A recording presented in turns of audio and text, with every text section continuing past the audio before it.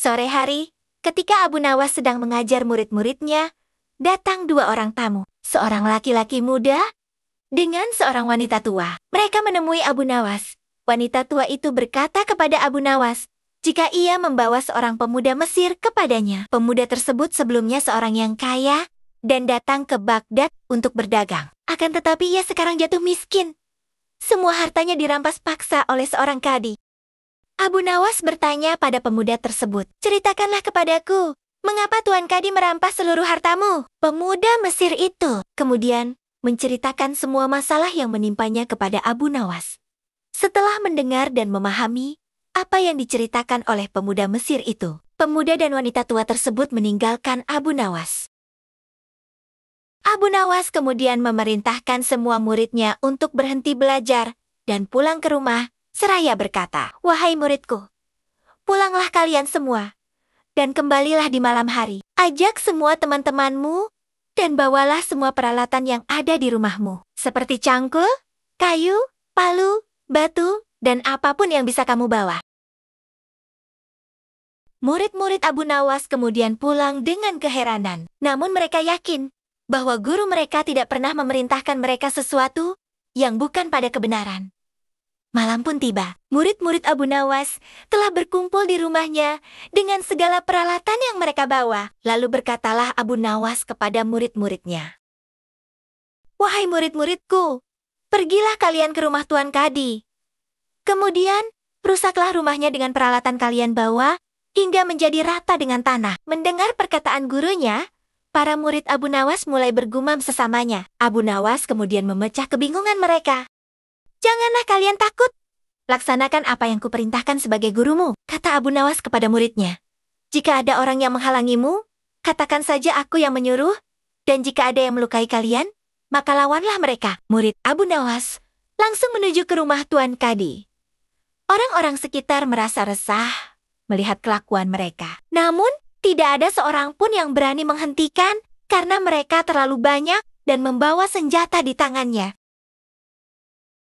Sesampainya di rumah Tuan Kadi, tanpa bertanya, mereka langsung melaksanakan perintah gurunya, menghancurkan rumah Tuan Kadi. Melihat banyak orang yang datang merusak rumahnya, Tuan Kadi langsung keluar dan bertanya kepada salah seorang dari mereka. Siapa yang menyuruh kalian menghancurkan rumahku? Bentak Tuan Kadi. Guru kami, Abu Nawas, jawab salah seorang dari mereka. Mendengar jawaban mereka, Tuan Kadi sangat marah dan menyebut guru mereka adalah seorang provokator. Murid Abu Nawas kemudian kembali melanjutkan tugasnya, memporak-porandakan hingga rumah Tuan Kadi rata dengan tanah. Besoknya, Tuan Kadi melaporkan perbuatan murid Abu Nawas kepada Baginda Raja. Abu Nawas kemudian dihadirkan di istana untuk mempertanggungjawabkan perbuatannya terhadap Tuan Kadi.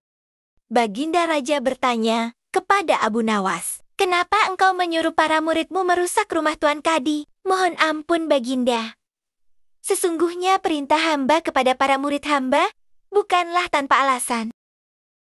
Sesungguhnya alasan hamba ialah pada suatu malam, hamba bermimpi bertemu Tuan Kadi. Ia mengatakan kepada hamba jika rumahnya tidak cocok dengannya dan membuatnya tidak nyaman. Kemudian ia meminta tolong kepada hamba supaya mengajak murid-murid hamba untuk menghancurkan rumah tersebut. Jelas Abu Nawas kepada Baginda. Apakah hanya karena sebuah mimpi engkau bisa jadikan itu pembenaran? Dari mana engkau mengambil hukum itu? Tanya Baginda. Dari Tuan Kadi yang mulia, jawab Abu Nawas. Mendengar Abu Nawas berkata seperti itu, dalam sekejap Tuan Kadi terdiam dan menjadi pucat wajahnya. Apa yang sebenarnya terjadi? Ceritakanlah kepadaku, tanya Baginda semakin keheranan. Abu Nawas kemudian menjelaskan secara rinci. Baginda yang mulia, pada suatu hari, ada seorang pemuda Mesir kaya yang berdagang di negeri ini. Ia kemudian mendadak jatuh miskin karena hartanya telah dirampas secara paksa oleh Tuan Kadi ini. Dan itu hanya karena sebuah mimpi yang dialami Tuan Kadi. Tuan Kadi bermimpi jika pemuda itu menikahi anaknya dan menyerahkan seluruh hartanya sebagai mahar. Esoknya, Tuan Kadi menemui pemuda tersebut dan meminta semua hartanya diserahkan ke Tuan Kadi sesuai mimpinya.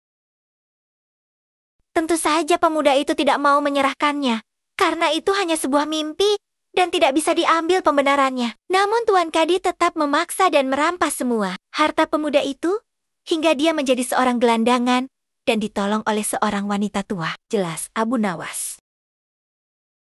Untuk meyakinkan Baginda Raja, Abu Nawas kemudian memanggil pemuda Mesir tersebut dan beberapa saksi yang memang sudah dibawanya ke istana. Baginda Raja kemudian meminta pemuda tersebut menjelaskan semua masalahnya. Pemuda itu kemudian menuturkan semuanya sebagaimana yang telah dijelaskan. Abu Nawas, Baginda marah besar karena telah mengangkat seorang kadi yang tidak berakhlak. Beliau kemudian memecat kadi itu serta menyita seluruh hartanya untuk diserahkan kepada pemuda Mesir tersebut. Pemuda Mesir itu amat berterima kasih kepada Abu Nawas dan hendak memberikannya imbalan atas bantuan kepadanya. Namun, Abu Nawas menolak karena bantuannya berdasarkan keikhlasan hati membantu sesama.